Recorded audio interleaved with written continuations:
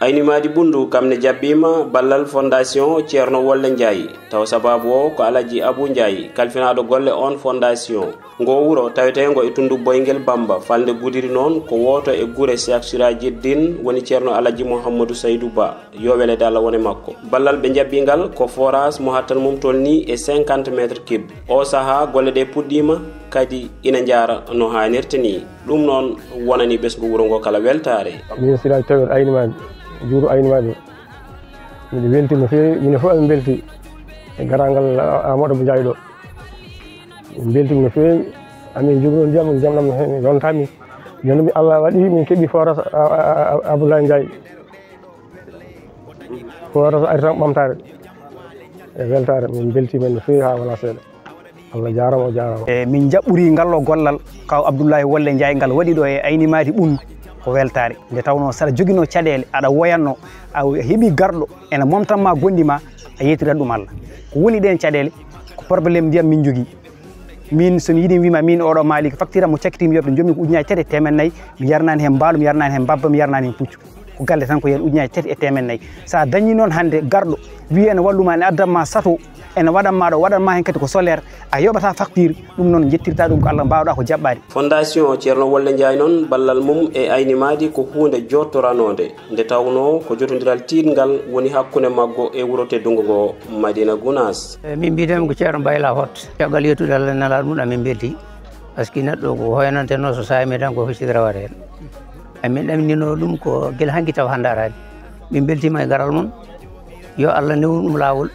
barkala mo Ceerno Wolle Ndiaye yalla joni gurna makko moƴƴina bartane kanko e bandiko en fof barkala barke Ceerno Allah jaama Tidiane Ceerno mbiyamo Seydou Ba barkala Amadou o leliɗo mbiyamo Diallo wali walla labɗo to en nelaɗo Allah sallallahu alaihi wasallam so ɗum ɓenni forage oɗo amin belti hen forage gadano gaddaɗo on ari ɗo o asama ha paari ha yuli yimɓeɓe mbatti ƴogde hen sa kupat ndiyam ɗam kupa taw ko gasoil ala probléme gasoil probléme ɗum ɗo probléme min mbawi leydi o waɗi ɗo en pan min jahat ɗo ko 5 kilométre 6 kilométre to min ƴogoyta to min jarnoyta nayyi amin min pelliti kay wona ɗaminata tan ko min pelliti so joman so Allah jaabima so paari ɗeɗo gueɗe fof ma gusa fondation Ceerno Wolle Ndiaye kay Allah jarama yalla joni balle gonƴiɗe bartene yalla newnamo kala ko darta e aduna yalla nanamo no woniri aduna ni yawmal qiyamati jango yo ɓuuramo ɗon kadi ya barkalle nelaɗo mum neɗɗo dariɗo ene walla miskineɓe Allah ɗo Fouta joni ko watti toon forage uji mbayno leydi no gaz e jeenayyi forage ko asi hayto wori Ceerno ngoɗo ko forage uji tati nan ɗo gasa ɗo dande ma ɗe fof waɗi hen forage uji waɗi hen jungo makko kanko dañal makko o dañani tan haccine poche makko waɗi dañal sosoɓe ala o holli ko bandiraɓe eyyi tabarikallah min nani golle mo ko kewɗe ɗe waɗe e Fouta ɗe waɗe e Lowre min gandi o diwata aynimadi nde tawno Ceerno Alaji Amadou Ayib ko gueɗal e Alaji Mouhamadou Saydou min ganda ko holnden wonanno kono ko oɗo saaha ko nden yonti ko nden o ari wadde min jaɓɓima ɗum debbo e gorko cukalel e mawɗo kala gonɗo ɗo dañi hen beelema dañi hen weltare ɗum ɗo ko hunde ɗaminanode andano kata iwrata andaka taw kawrowo hen kono Alaji Amadou ko fuɗɗu noon huwoyno ene jorta tampere wonata e wuuro he miɗen kedde barke Allah e nelaɗo mum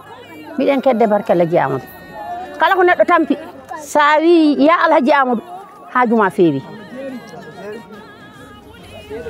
te kadi Abou Ndiaye garɗo ɗo arde Abdoulaye Wolle o ko darde makko Allah yoɓimo ɗum noon woni ha Allah o tawtimo Allah tawtimo e nder golle makko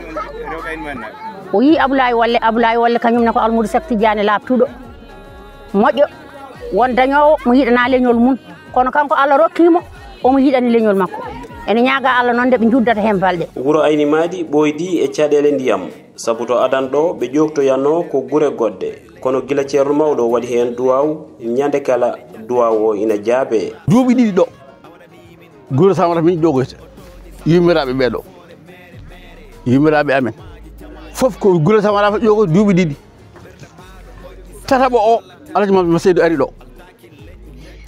arɗo e Sarif Tanmi Cheikh Tidiane be Sarif Ahmadou mawɗo ɓen gasi nduɗo woyndu ndu kalamiɗo henno ko hunde ko Ceerno Ibrahima Alaji Ahmadou ɓe nani ɓe kalmi nanmi kono on sami teskota ko ɗum woynu ndu nani Alhaji Mouhammad Saydou waɗi cokolal asi induni wanni woynu ndu nani anani Sarif Ahmadou mawɗo o ko tawanum Cheikh Tidiane radiyallahu taala hakkude mum Cheikh Tidiane ko tato on ari ɗo hen adi asde cokolal ngal ha junggo mum ari ɗo o hokki Alhaji Mouhammad Saydou on nani kadi asi ha junggo mum ari ɗo o hokki Alhaji Ahmadou asi e tawa wonni Allah nden nduɗo woyndu asa kala garnoɗo so asi ndiyam heɓata yettore wonini Allah noon ɗum fof ɓenni wiyano ko wuuro ɗo heɓata ko ndiyam noon wiyano Alhaji Mouhammad Saydou naagui ɗo he ne ndiyam Allah hokki ɗum ndiyam asa nduɗo woyndu heeɓi Allah resi en reeni en noon duwa makko o sogga min duwa makko mo sogga min ene sogga min ha e yawma hande jinnaɓe amen ɓe fof jeeki kala tawaɗoɗo ñande hen nde ndu asetede ko heddi hen ko ɗiɗo walla tato hewani ko heddi yettore waɗini Allah noon ɗum ɗo fof ko barkeji mabɓe ɗi jiɗɗen haalde Alhaji Mouhammad Saydou ari ha e Ceerno Ahmad Tidiane ene ɓeydo Ceerno Ahmad Tidiane jeeyi sababu argol ɗum ɗo ga henna hande ko on yonta almudu makko sehil makko giɗo makko Alhaji Ablaye Walle Allah hokkidimo oɗo barke ne yiɗi remde julɓe fof yettore wodani Allah Abou Ndiaye kolaɗo mo waɗe jungo muɗum o min gandi o duuɓi nogas e joyyi komin gandimo on wonde e ceerno ala ɗo yadana ceerno ɗum ɗo sikka ɗo kana ara kono noon golle makko ɗe noon jaltini ɗum boowal golle makko ko golle moƴƴe Alhaji Abou Ndiaye ko moƴƴo almudagal mum sansata ndu woyndu ganduɗa asi wondu ɗo ndu nde fuɗɗete tan ɓe dari ko tampere ganduɗa ƴogete ndiyam e golliren fof minen koye amin fayi ɗum Allah addi ɗum ha oɗo saaha woni hankkadi koye ɗum ɗo min jarata e robinet ko yettude Allah no fewi yettude Allah e nelaɗo mum yettude nene baba yettude ceerno men ɓe seere mum ɗe golle pattam lamin on so joofi ma won gartam e ɓesgu wuro ngo saabu ane mabɓe ko waddorde hen golle jencinoje ngaalu ko wayno ndema sewo sewoji e ko nandi hen ɗum noon ko rewɓe e worɓe kala minen sukaɓe wuro ngo hayɗo joni tomin gondi ɗo amin jogui komin dillane oɗo faras kanko foof e mettude banggal jobdi wonko min mbaɗano min kaldo e maɗo min jogui ɗo fodde palgaji nogas ɗi mbaɗi mi basal hikka en waɗi tampere kono ala sago mi wawa finde tan mi lelo walla mi sabbo e gonɗo caggal leydi ene ñamminemi ene yarnami kadi en rokkami ko mbaɗmi e poosam mi waɗi ɗum noon so kaw Abdoulaye Walle Ndiaye addanimin oɗo sato wi nde liggude te mi namdaki mbuuɗi mi namdaki buɗɗiɗi min mi ɗamini mi lewata ko famde foof 10 hectares ko pour jardin ngaji te honam waɗa ɗum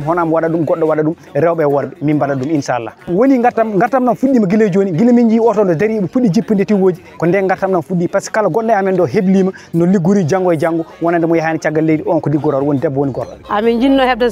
sato ɗimmo ko adi oɗo sato arde joni ko hande Allah addi sato o amin jiiɗi hebde barke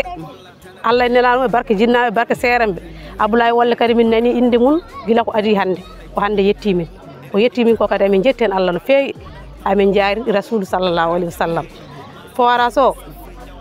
adi oto ari de oɗo wona ene muusi kono oɗo ari ko kadi ene min belti hen gadi min jinno ko adi wadde sarde min donki hebde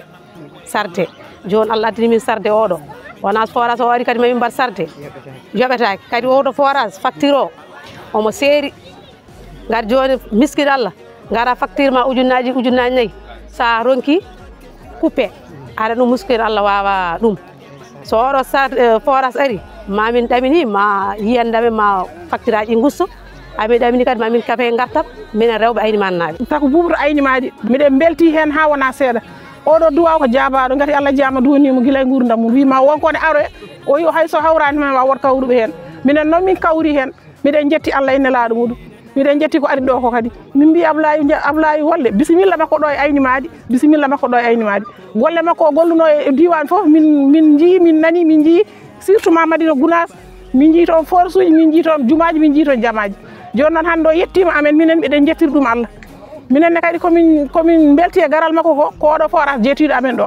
miɗen jogui liggade ngala sardingue mbiɗen jiiɗi wadde sardingue so neyiɗo ndiyam ɗam ari mbiɗen jiiɗi liggade hen par ce que joni ligguimaji kala komin ƴetti ɗo ko mamin jaa Goudiri walla min jaa Kidira ana ɗum kadi ko tampere so min keeɓi forage min keeɓi wuuro ɗo miɗen mbawi liggorade hen jaam jaam min mbaɗa hen gartam min gurdan sukaɓe amen. caggal aynimadi ɓundu ma fondation ceerno wolle ndiaye yetto nokkuji goɗɗi e nder falde Goudiry ko wayno fete ñebbe Goudiry fulɓe kam e Sinthiou Demba ɗe guure nayyi woto hen kala ma dañ forage solaire mo hattan mom tolni e 50 métres cube taw foof noon ala ko fandita hen sona rewrude ɗum Allah e wallude julɓe so tawi golle ɗe timmi ma won gartam no feewi e ɓesgu ɗe guure ɗe ganduɗa ɓoydi e caɗele ndiyam.